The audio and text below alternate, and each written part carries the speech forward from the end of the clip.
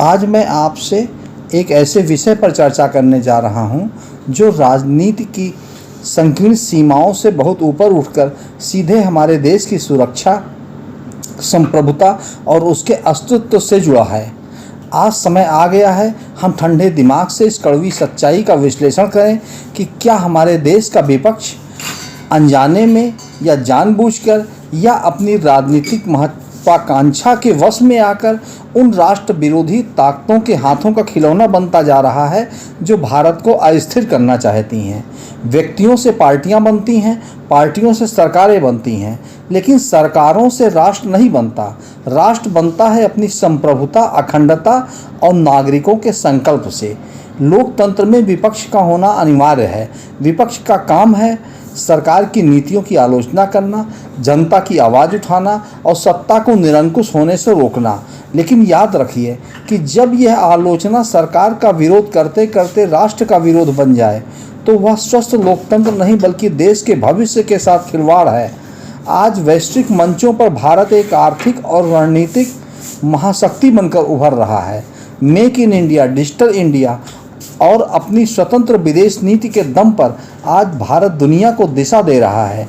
लेकिन यह प्रगति उन वैश्विक ताकतों को रास नहीं आ रही है जो भारत को हमेशा एक कमज़ोर और दूसरों पर निर्भर देश के रूप में देखना चाहती हैं। जब राष्ट्र का रथ आगे बढ़ता है तो राह में रोड़े अटकाने वाले इतिहास के पन्नों में केवल खलनायक बनकर रह जाते हैं। दुख की बात यह है कि जब कोई विदेशी टूलकिट, विदेशी मीडिया या अंतर्राष्ट्रीय संस्थाएं भारत की छवि को धूमिल करने के लिए मनगढ़ंत रिपोर्ट जारी करती हैं तो हमारे देश से कुछ विपक्षी नेता बिना किसी जांच परख के सिर्फ राजनीतिक फ़ायदे के लिए उन बयानों को लपक लेते हैं। विदेशी धरती पर जाकर भारत के लोकतंत्र को कमज़ोर बताना, देश की न्यायपालिका और चुनाव प्रणाली पर सवाल उठाना, क्या यह देश को मजबूत करने का तरीका है? नहीं, यह सीधे तौर पर उन बाहरी ताकतों के एजेंडे को हवा देना है जो भारत के आंतरिक असंतोष और अराजकता पैदा करना चाहती हैं। जब भारत की सेनाएं सीमाओं पर दुश्मनों को मुंहतोड़ जवाब देती हैं, जब सर्जिकल स्ट्राइक या एयर स्ट्राइक जैसी साहसिक कार्रवाइयाँ होती हैं, तो सेना के शौर्य पर सबूत मांगना और उनकी क्षमता पर सवाल उठाना किस तरह की घटिया राजनीति है। यह रवैया हमारे जवानों के मनोबल को तोड़ता ही है, साथ ही हमारे दुश्मनों को अंतर्राष्ट्रीय स्तर पर भारत के खिलाफ दुष्प्रचार करने का मौका भी देता है। सीमा पर खड़ा जवान जब अपने जान की बाजी लगाता है तो वह किसी पार्टी के लिए नहीं बल्कि तिरंगे की आन बान और शान के लिए लड़ता है। उस पर सवाल उठाना राष्ट्र के आत्मसम्मान पर चोट है। महान रणनीतिकार आचार्य चाणक्य ने अपने अर्थशास्त्र में लिखा था कि किसी भी राष्ट्र को हराने के लिए बाहरी आक्रमण से ज़्यादा खतरनाक होता है उसके भीतर आंतरिक कलह और भेद पैदा करना।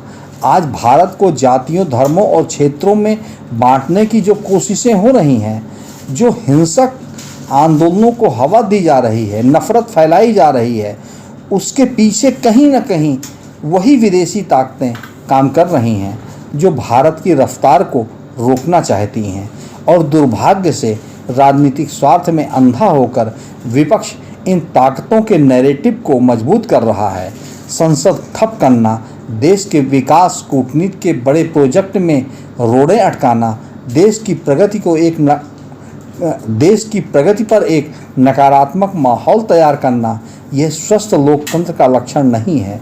राजनीति में मतभेद हो सकते हैं, वैचारिक दूरियां हो सकती हैं, लेकिन जब बात राष्ट्रनीति की आए तो हम सबको एक सुर में बोलना होगा।